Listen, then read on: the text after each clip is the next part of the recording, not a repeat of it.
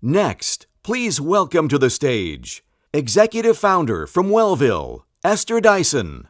Cashier at Walmart, Co-Founder Archangels, Alexandra Drain. President, UnitedHealth Group Ventures, Rob Webb. A little less conversation, a little more action. All this aggravation ain't satisfaction in me. Good afternoon, and welcome to our discussion, the Immersion Imperative. Today you're going to hear from the three of us, and instead of being in a panel format, what we decided the best format for us to make a contribution to what you're all doing in your innovation, your corner of impacting healthcare, would be if we had three sequential discussions on a common theme. And so as we were talking about what's important to each of us and what do we think has made a big difference in our individual journeys in healthcare and the impacts and contributions that we're trying to make, what emerged was this concept of immersion.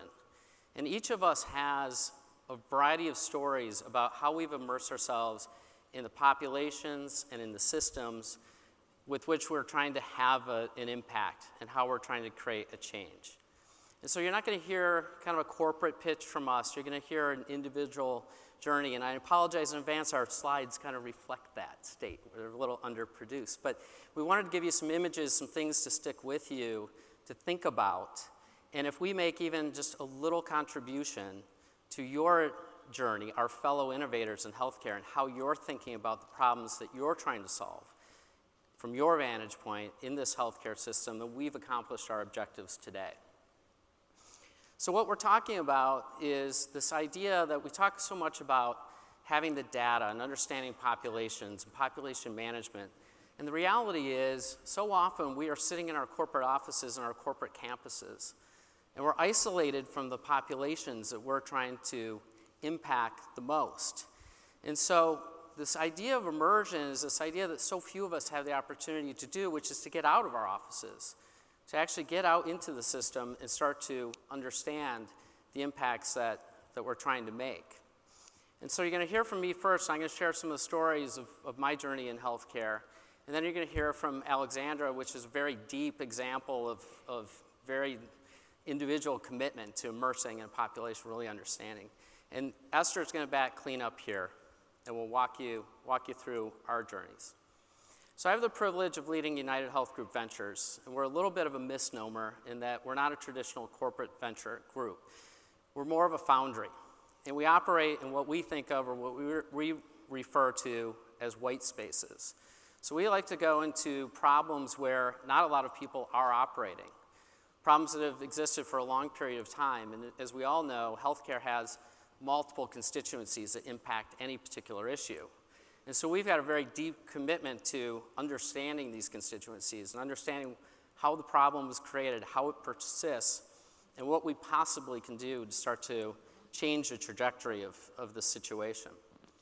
A little bit about my personal vantage point is I'm an engineer, a mechanical engineer with a finance degree. I came to healthcare from private equity. So if anybody's prone to believing that data is going to be the answer, or that everything can be explained with a formula, it's me. And so when I came into healthcare in 2002, a little bit of a hokey story, but it was kind of a profound turning point for me. So I take on leadership for a business unit. It's our conference season. And my head of marketing is telling me about how we're going to run this conference, and the last day we're going to have this gala. And our customers can come dressed up in costumes. They're going to answer trivia questions about our products, and they can win tiaras and costume jewelry and beads. And we're going to have all these events. And I am aghast. I'm coming out of private equity. I'm like, this is a disaster. It's my first embarrassment. I'm going to have to correct this. Well, fortunately, I was smart enough to keep my mouth shut. And you know how this story ends, right? So there's our customers in their tiaras, in their beads, in their costumes, and a conga line to boot all the way around the place. And I confided in with my marketing leader and said, I have to tell you, I didn't have confidence that that was going to work out. How did you possibly know that that was going to pay off? And she's like, these are my people. I work side by side with them every day. I know what's important to them, how they think, how they operate. And so when I faced one of my first issues in healthcare, it was around our transplant center of excellence, and we were pretty proud of it. We had 40% of people choosing a center of excellence. Until we'd figured out that we had contracted with 40% of the network, meaning that basically nobody that was choosing a center of excellence that wasn't already planning on going there. So we had 0% adoption. So I tried to take a page out of this whole idea of immersion. I'm like, okay, I have to understand what's going on and how are we reaching these people. In a true healthcare form, we were talking to them about survival. We were talking to them about the risk of dying. Like, do you understand this is a life and death decision for you? And the reality is, they weren't listening. We tried everything. We changed our story. We changed who told it, how we told it, when we told it, what data we shared. Numbers didn't move at all. So I share this part of the story, and I was like, hey, I want to get immersed. And I've faced this a lot in my career, and I hear this a lot from other innovators in healthcare. Can I grab that water, Alex? Can I get water? Oh, wow. Here's a clean one. There's one for me. Sorry, Vegas is getting to me. But I don't know if you guys have heard this before, but right away it was like, you can't interact with these populations. It's a violation of HIPAA. You're not a doctor. You're not a nurse. And I would implore you, you need to work through those issues. You need to be able to interact with these guys. So I worked through that, and I was able to engage with these populations. There's me with my little headset on. And I started to talk to people. I went out and visited, met with patients. My team did the same thing.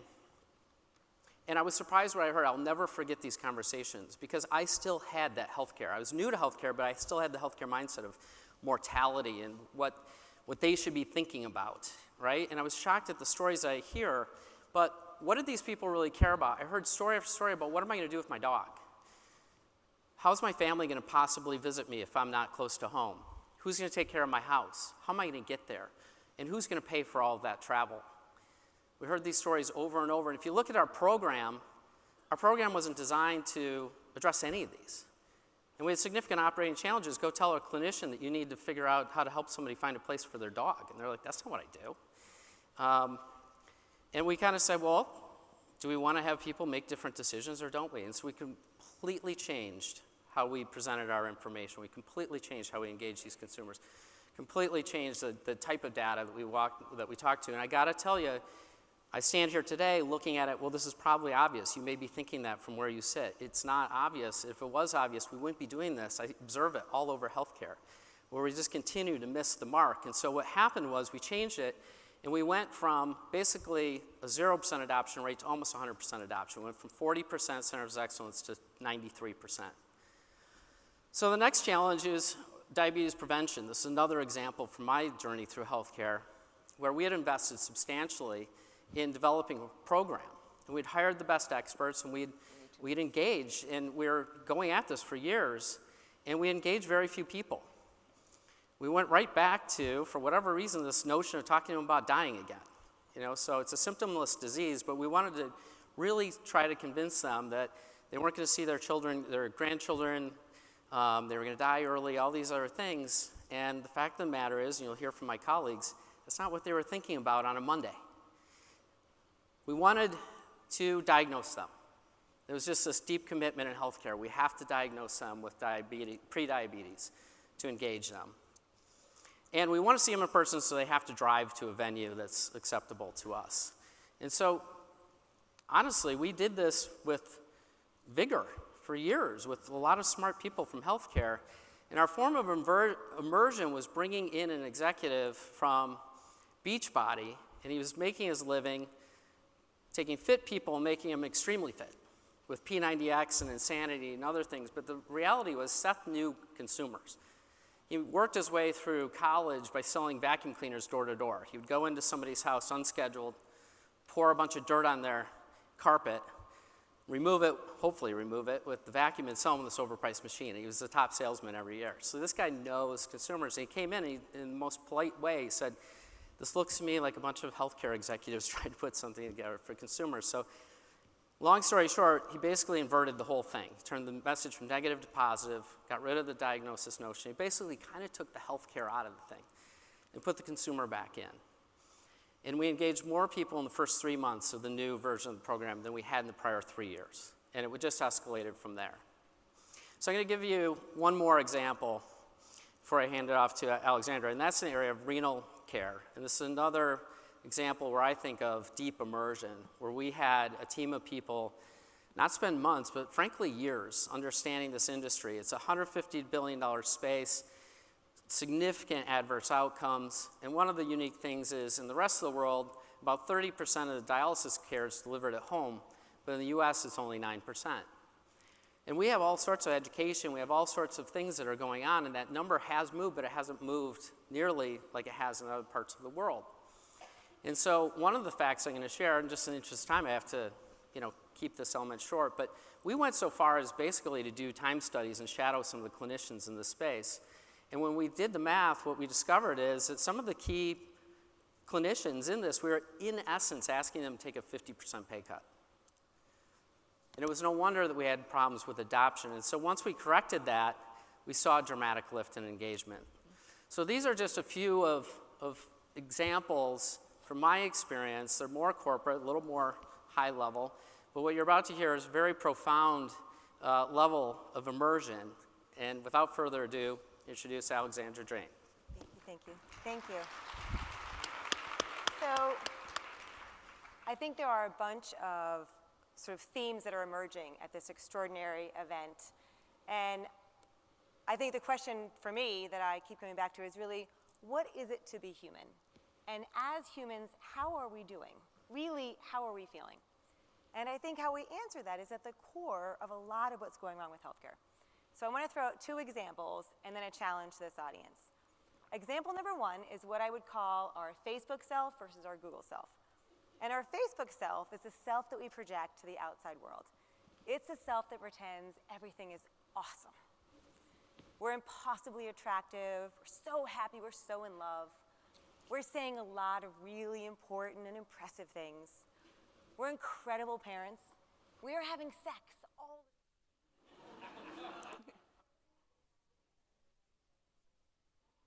I just have to say to you guys, who looks like that? I have never looked that good ever, let alone seconds after giving birth. And the best comment I ever heard on the slide was someone who said, that's because that's not her kid and that's not his wife. So that's our Facebook self, and I want to contrast that. What about who are we in the dark of the night, in the privacy of the Google?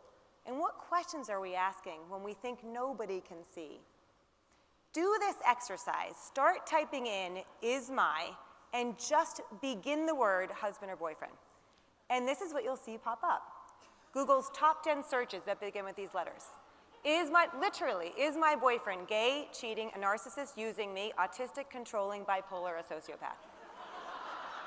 And the same goes if you do the opposite side. So is my girlfriend cheating on me on Netflix, crazy, pregnant, gay, a virgin, a narcissist, using me? And I think the hardest one is actually this one. Am I? Am I depressed? Am I bipolar? Am I pretty? Am I gay? Am I wrong? As an industry, we really have to decide for whom are we designing our products and services, our Facebook selves or our Google selves. Example number 2, I'm going to refer to as the unmentionables: sex, drugs, and a crappy boss. And what do I mean by that? So I co-founded a company called Eliza back in 1999, and we were the first to ever do automated outbound calls using speech recognition, as in we had that patent. And while the rest of the world was using speech to handle inbound calls, we recognized that from a healthcare perspective, really anybody who was calling into the system was already engaged. And what we really wanted to do was connect with the vast majority of the population that was not. And over the course of my 15 years, we had over 1 billion interactions. And I personally listened to thousands upon thousands of those calls, to what real people out in the wild were saying about their health, really about their life. And that's a pretty serious form of immersion. And that immersion led to us to believe that health is life. And we have to expand the definition of health to include life, because when life goes wrong, health goes wrong. If your mother with Alzheimer's just moved in, If you hate your boss so much you can't breathe, and if increasingly the only answer that you can find is at the bottom of a bottle, are you really thinking about your heart health? There's a framework for describing this phenomenon that's been around since 1943 called Maslow's hierarchy. And applied to healthcare, here is what I would argue it's saying. In the healthcare world, we are asking people to be their most self-actualized self, to get all their preventive screenings, to get 7 hours of sleep, to eat well and exercise. And I would have to ask, we all work in the healthcare space, how many in this room could raise their hand and say that's true? How many of them are hungover today, right? Like, who's living there? For most of us, life can really have some much harder bits. Sex, or maybe more likely a lack thereof, that crappy boss, and financial stress, and caregiver stress, and not sleeping, and a crappy relationship. We need to be designing products and tools and solutions that reflect the reality of life, which for far too many, even those basics aren't shored up: safety, food, and medical care. So if we reflect the reality of the unmentionables, the social determinants are what most of us would just refer to as real life. So here's my challenge, and I'm going to make it a double dog dare, especially because we're in Vegas. So in the summer of 2016, I was 2 years into starting a company called Archangels, and everything we were trying to do was failing, full-on failing. Some of you might remember that that summer was a relatively unique moment in our country's history, and I was finding myself in violent disagreement with a not insignificant percentage of the population, to the extent I was feeling like I actually didn't like them. And then I didn't like that about myself, so I tried to find empathy. And I couldn't. And I realized that I couldn't because I lived in a bubble. So 18 months ago, I went to go work at Walmart, working 20 hours a week for 8 months as a cashier and then a customer service agent at North Reading store number 2660. And I still work 5 hours a week to stay grounded and connected to real life. And to be fair, it should be shared that I originally tried to get the job by trading on my friendship with Marcus Osborne, who's up next and who's been a beloved and inspiring co-conspirator for over 10 years now. When I called him to say, hey Marcus, I want to get out of my bubble, can you help me get a job as a cashier? He said, rightfully, and anyone who knows Marcus, you will hear his voice in your head, he said, you're kidding me, right? You want me to get you a job so you can get out of your bubble? Get your own freaking job. And so I did, and the early days were truly terrifying. Filling out the 65-question job application online, sure that I would fail and be forever marked with a scarlet letter. Calling in to get my interview, not clear at all on the rules of the game and what constituted sort of giving good phone in the retail environment. And I know now, having worked in customer service, I was the impossibly irritating chatty girl torturing the poor customer service associate who was juggling 8 things at once as I talked her ear off. Standing at the door of the break room, knowing nobody, looking for a place to sit, not speaking the language, and I mean that literally and figuratively. And it's scary on some level to know nobody and to feel like a nobody, and I'd sort of forgotten how scary that could be. So this is my boss, AJ. Now he's my friend, but in those early days, he tortured me. So have you guys been a cashier before? New cashiers really get the crap jobs. For example, things like sorting batteries, which requires alternating between standing and kneeling and standing and kneeling, so you can figure out where the AAA of this kind go and the watch battery of that kind go. So I learned a lot about batteries in those early days, but I also learned a lot about how physically hard a job at retail can be. I went to Walmart. I learned a lot of other stuff too, like the number of my coworkers who were holding down second or even third jobs. I went to work at Walmart to get out of my bubble, and also because I was testing a gut sense I had that retail is the front line of health. Half of the United States goes through a Walmart on a weekly basis. 95% of US consumers buy from Walmart in-store or online at least once a year. And it was starting to dawn on me, we're building all these programs with all the best intentions, but no one's using them because they live out in the real world, focused on survival, because their mom with Alzheimer's just moved in, because their 22-year-old boss is making them sort batteries. I learned that not only was everyone I serving, not only was everyone I'd been working for well over 20 years to help support, right here at Walmart, but they'll talk to you about their lives. They'll tell you the most beautiful and raw and haunting stories about what's going on and what they need. Like the woman who was buying 6 bottles of skin cream one morning. So clearly, of course, I had to ask why. It's for my son, she said. He has serious health challenges, and it's the only one that works. She was also buying 10 rolls of Mentos. So I said, is Mentos his favorite candy? No, she told me. They're for my mom, who's struggling with Alzheimer's, and for the nurses who helped take care of her. I'm going to see her now before I head to work. Always get extra for the nurses, she said. And we talked about how hard it is to be part of the sandwich generation, caring for an aging parent and children at the same time. Being a caregiver of any kind comes with twice the risk of depression, twice the risk of coming down with a clinical condition, and it can shorten your lifespan.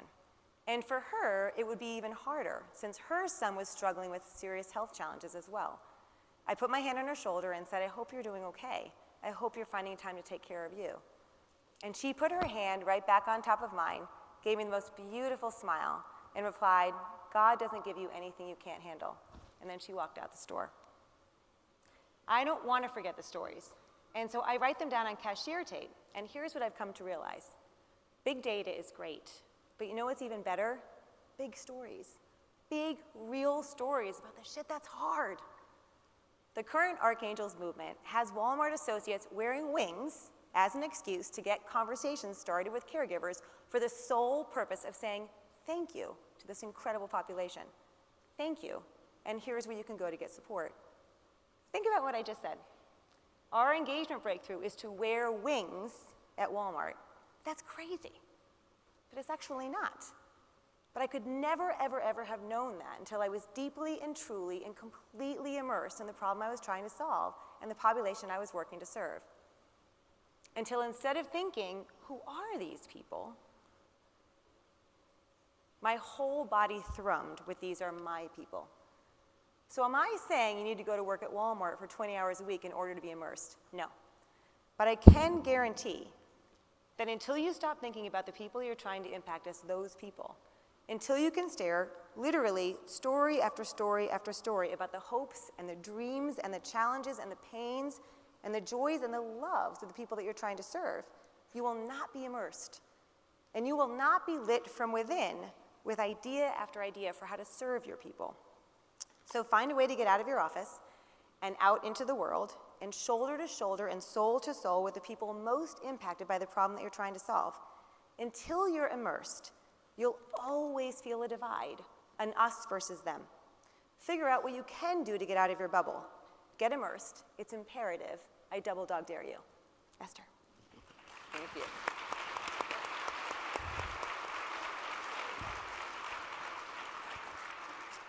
That was great. Thank you. So I'm going to I'm slide free. So I too felt the need to get immersed. I started probably in the biggest bubble of all. I was a well-educated, Harvard-trained in economics journalist, spent 25 years in tech, started getting interested in healthcare. And then I asked what to me seemed to be the obvious question. Why are we spending so much money fixing people when it's too late and expensive, and we could just be keeping them healthy? Everybody here knows in principle that works. Diabetes prevention, early childhood care, behavior monitoring, all this stuff. And there's all kinds of things that have been proven, evidence-based, whatever. And we're just not doing them. So it seemed clear we didn't need more science. We needed something else. And finally, I decided what we really needed was a 5-year demonstration project to do something along these lines in 5 small communities, kind of like the Healthcare X Prize, but for health. And I was about to talk in a place like this and say, somebody should do this. And I realized that's a really crappy talk. Somebody else should do something that I'm telling them. And instead I announced, this was May of 2013, 5 years ago, that I would take the stock I got lucky with, Facebook, and fund a 5-year project go out and find 5 communities, call for applications, and help them become healthy for 5 years. So the next 9 minutes is a story of what I've learned. We're halfway through it. We kind of fudged it a bit. The end of the 10 years, the first thing that happened is it changed to 10 years, is 2024. I was smart enough to hire a CEO. So my CEO and I got together, created an application form, lots of questions. The goal was to find 5 small communities under 100,000 people that were already doing something along these lines. It wasn't going to be a nice white lady from New York coming with a program to fix you, but something closer to a coach. You know, we, the community, want to do this.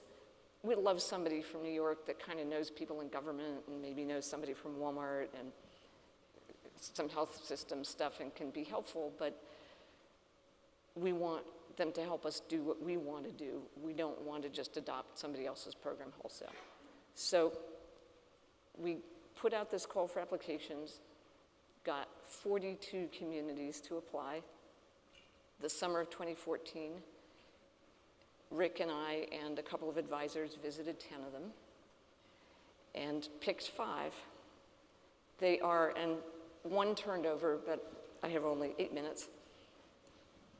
If anybody's from any of them, just wave your hand or something. Spartanburg, South Carolina, Clatsop County, Oregon, Lake County, California, Muskegon, Michigan, and North Hartford, Connecticut. Absolutely nobody. Well, maybe that's kind of the point. So, you know, the obvious questions are, why do people do stupid things? And if you go out and actually talk to them, you learn. It's because the right choices aren't available, or they're expensive, or they don't have time, or nobody else does them. Clearly, they don't work. I mean, yeah, you look around your community and people are living lives kind of like yours, and a lot of kids don't graduate from high school, let alone college, and a lot of the kids are obese, and suddenly the opioid crisis is emerging, and it's sort of like life kind of conspires to destroy you instead of conspiring to build you up. So I'll just run through a few of the things we learned, and there's another 6 years more of learning to come. The most amazing was indeed, you know, I was humble. We didn't have programs where we were going to do what the community wanted to do, but at the same time, I thought this would be meaningful and exciting. I didn't expect it to be quite so intellectually challenging. But as we started to work with the communities, we're now a team of 6. Each one of us has one of the communities. I've got Muskegon. There was so much to discover. First of all, I was reading neuroscience at the same time as I was going to local community meetings around smoking. Addiction is not a character defect. I think we all know that by now. It's not even a brain disease. In a sense, it's learned behavior. If you learn that when somebody gives you a marshmallow, there's not likely to be a second one, despite what they did at Stanford. If you learn that you can't really count on your parents or anybody else. If you learn that if you're high, it doesn't really matter because you don't have a job anyway. It's like the choice of happiness, or at least pleasure in the present,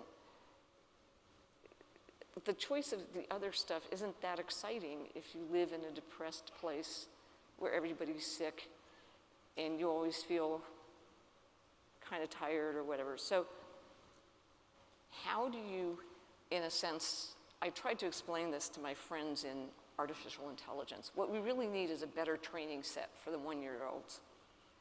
In other words, how can you make the kids feel secure? It starts, so this is not a nice white lady from New York. It's not just nice people in your town. It's rigorous programs, it's training, it's nurse-family partnership, It's effective childhood education, not child storage, where you just put them somewhere until you can come home from work. It's mental health services and programming and support. It's training coaches and caregivers and giving them respect and ideally paying them more. In a sense, what we're doing in Wellville is trying to simulate what it would be like if society actually invested in the bodies and minds of its citizens, starting with the children. We also work with parents because that has a huge impact both on the people in the community but also on the next generation. This thing about addiction kept going around in my mind. Short-term desire is addiction. Long-term desire is purpose. How do we move everybody along that spectrum? And it's not just individuals. It's politicians looking for the next vote, business people looking for the next quarter, and even, might I say, health companies looking for the quick fix and the pill. It's not just the individuals, it's the healthcare system, rather than the long-term result. And people in our business of community health, or whatever you want to call it, they're addicted to pilots. Yeah, it feels really great. We had a Zumba class, 30 women. And yeah, the funding ran out and it stopped and there was no visible impact, but that's what it is. I want to close by telling you something perhaps more directly relevant to those of you in healthcare. I also got immersed in the healthcare system, as you can imagine. The experience I remember the best, and I'm sure there's more to come, was the Michigan Academy of Family Practitioners. It was a small group, maybe 150 people, nothing like this. And it was basically continuing medical education, family practitioners from all over the state. The young ones brought their parents, the old ones brought their kids, because they were family-minded. It was the nicest event you could imagine. They were all caring people. What I remember best was a table of materials, and there was a pile of stacked and stapled sheets of paper, 25 sheets, 50 pages apiece. Each page was something the practitioner had to do during the patient interview. Not all of them for each patient, some only for teenagers, some only for older people.